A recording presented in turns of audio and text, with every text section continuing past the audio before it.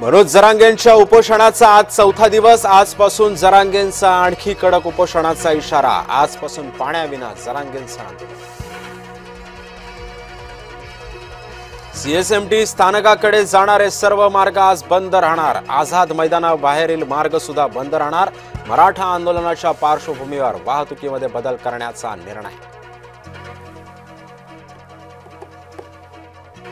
आरक्षण दिलं नाही तर माझी अंत्ययात्रा इथून निघेल। मी मृत्यूला घाबरत नाही। जरांगेंचा सरकारला पुन्हा इशारा। मंत्री छगन भुजबळांनी बोलावली राज्यभरातील ओबीसी नेत्यांची बैठक। जरांगेंच्या आंदोलनासंदर्भात मुंबईमध्ये आज ओबीसी नेत्यांचं मंथन। भुजबळ जरांगे पुन्हा भेटण्याची शक्यता। मंत्री छगन भुजबळ आणि बबनराव तायवाडेंमध्ये फोनवरून चर्चा। नागपुरात राष्ट्रीय ओबीसी महासंघाचं साखळी उपोषण। उपोषणामुळे तायवाडे बैठकीला अनुपस्थित राहणार असल्याची माहिती। जरांगेंना भेटायला गेलेल्या सुप्रिया सुळेंच्या कारला आंदोलकांचा घेराव। शरद पवारांविरोधात जोरदार घोषणाबाजी।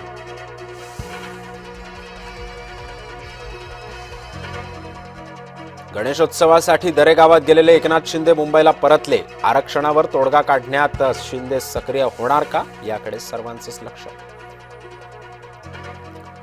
चीनमध्ये एससीओची बैठक। जगभरातील राष्ट्रप्रमुख एकाच मंचावर। मोदी आणि जिनपिंग आणि पुतीन यांच्यामध्ये भेट। दिग्गज नेत्यांमध्ये चर्चा।